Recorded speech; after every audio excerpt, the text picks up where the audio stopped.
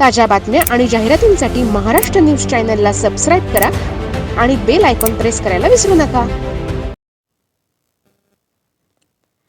शनिवार दिनांक 25 जुलै 2026 रोजी आषाढी एकादशीचे औचित्य साधून आनंदी भजनी मंडळ काठेकल्ली द्वारका यांनी विठ्ठल रुक्मिणी मंदिर कापड बाजार नाशिक येथे विविध रागांवर आधारित सुश्राव्य असा सांगीतिक हरिपाठ सादर केला.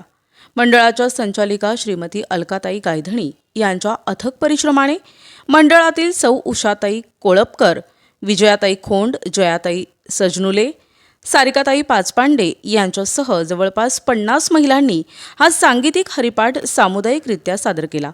विशेष बाब म्हणजे संवादिनी आणि गायनाची साथ स्वतः अलकाताईंनी दिली, तर उत्तम अशी तबला वादनाची साथ श्री देवेंद्र दाणी यांनी दिली. कार्यक्रमास बहुसंख्येने लोक उपस्थित होते.